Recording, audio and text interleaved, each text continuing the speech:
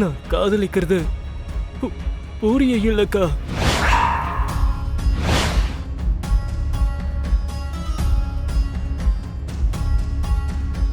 நீ என்னடா சொல்ற? ஆமாக்கா, நான் காதலிக்கிறது பிந்துவ.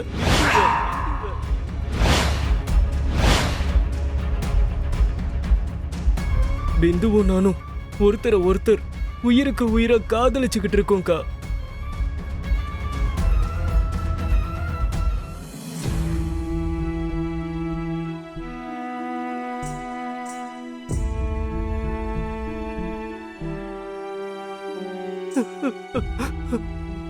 அக்கா, கல்யாணத்துக்கு அப்புறம் பூரியோட என்னால சந்தோஷமா இருக்கவே முடியாதுக்கா. நான் காதலிச்சது பூரிய இல்ல பிந்துவதான்னு தெரிஞ்சதுன்னா அவளாலையும் என் கூட சந்தோஷமா இருக்க முடியாதுக்கா. அக்கா அக்கா, இந்த கல்யாணத்தை எப்படியாவது நிறுத்திடுக்கா. ப்ளீஸ்க்கா, இந்த கல்யாணத்தை எப்படியாவது நிறுத்திடுக்கா. அக்கா அக்கா ப்ளீஸ்க்கா. டேய், நீ என்ன பேசிட்டு இருக்கன்னு உனக்கு ஏதாவது புரியுதா? நீயும் பூர்ணியும் காதலிக்கிறீங்கன்னு நினைச்சுதானடா முகூர்த்த தேதியெல்லாம் குறிச்சோம். அதுதான் எனக்கு ஒண்ணும் புரியலக்கா.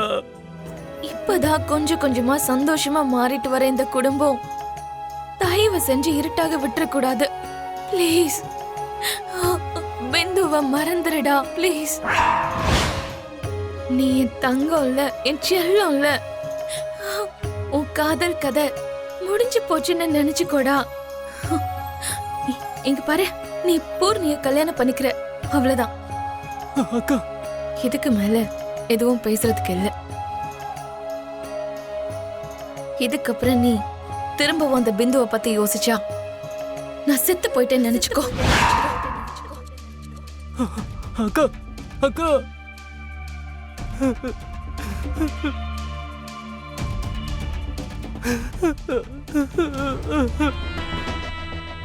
சொல்லுங்க அத்தை. ஆமா, என்னாச்சு பூமி? உன் ஃபேஸ் ஏன் ஒரு மாதிரி டல்லா இருக்கு? என்னாச்சு? ஐயோ, அதெல்லாம் ஒண்ணும் இல்ல மாமா, நான் நல்லாதான் இருக்கேன். மாப்பிள்ளை வீட்டுக்காரங்கன்னு சொல்லி எல்லா பொறுப்பையும் நீங்க தானே ஒப்படைச்சிங்க. அந்த வேலையால ரொம்ப களைச்சு போயிருப்பாங்கண்ணா.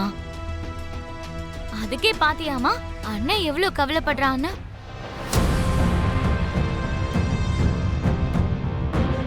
அண்ணி மேல எவ்வளோ அன்பு.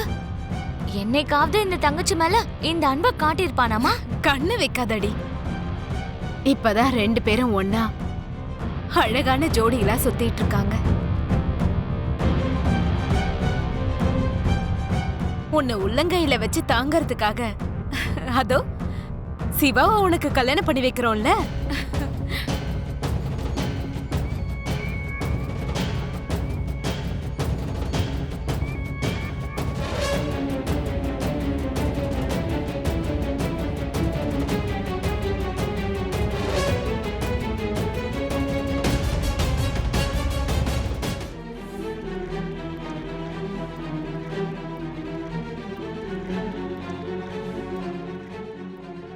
ஹலோ மேடம், வெக்கப்படுறத கொஞ்சம் பேலன்ஸ் வச்சுக்கோ. மனமேடையிலேயே இதை கடைப்பிடிக்கணும்ல. அண்ணா,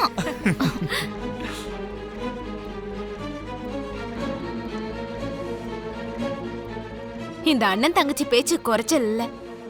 பூமி, கல்யாண பத்திரிக்கை வந்துருச்சு. இதுல இருந்து முதல் பத்திரிக்கையை எடுத்து மஞ்சள் தடவி சாமி முன்னாடி கொண்டு போய் வைமா. எந்த ஒரு தடங்களும் இல்லாம இந்த கல்யாணம் நல்லபடியா நடந்து முடியணும்னு அந்த சாமி கிட்ட வேண்டிக்கோ. பூமியே முன்னாடி நின்னு நடத்துற கல்யாணமா இது? தடங்கள்லாம் ஏன் வரப்போகுது? நான் காதலிக்கிறது பிந்துவ. தடங்கள் வரும்ன்றதுக்காக இல்ல பூர்ணி, சாமி முன்னாடி வைக்கிறது தான் நம்ம சம்பிரதாயம்.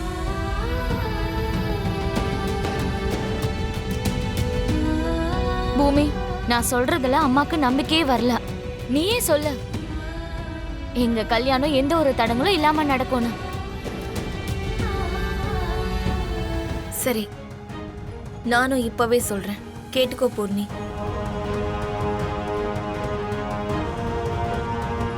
எந்த ஒரு தடங்களும் இல்லாம இந்த கல்யாணம் நடக்கும் பூர்ணி.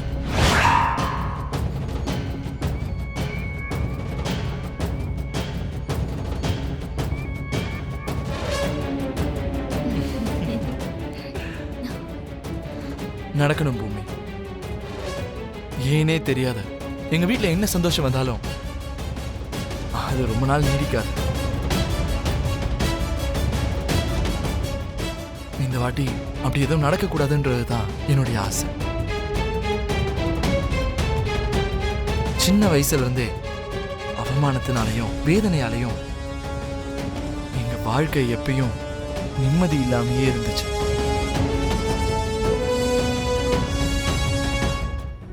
நம்ம குடும்ப கௌரவத்தை காப்பாத்துற மாதிரி இந்த கல்யாணத்தை ரொம்ப கிராண்டா நடத்தணும்னு நான் நினைக்கிறேன். அம்மா, கொடுங்கம்மா.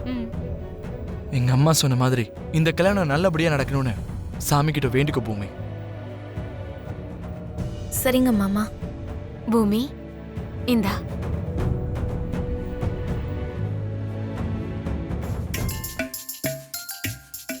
இந்தா, இதை எடுத்துக்க. இதை எடுத்துக்கிட்டு போய் கிழக்கு பக்கமா நின்று கையெடுத்து கும்பிடு. வடக்கு பக்கமா திரும்பி இது அப்படியே தரையில விடு. ஒன்ன தாண்டி இன்னொன்னு வேகமா ரேஸ் குதிரை மாதிரி முன்னாடி போய்கிட்டே இருக்கும். அப்புறம் ஒரு ஆளுக்கு முன்னாடி அது நிக்கும். யார் முன்னாடி போய் அது நிக்குதோ அவர் தான் உன்னை கல்யாணம் பண்ணிக்க போறவரு.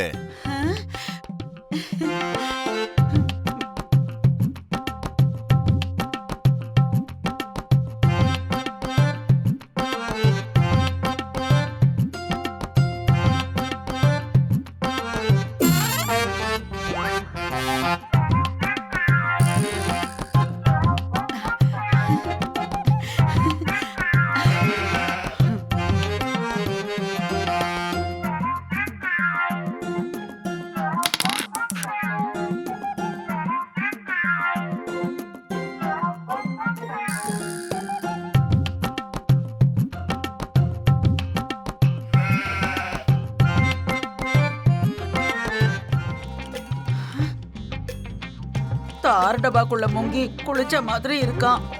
இவனா என்ன கட்டிக்க போற ஆளு? தப்பு தப்பு.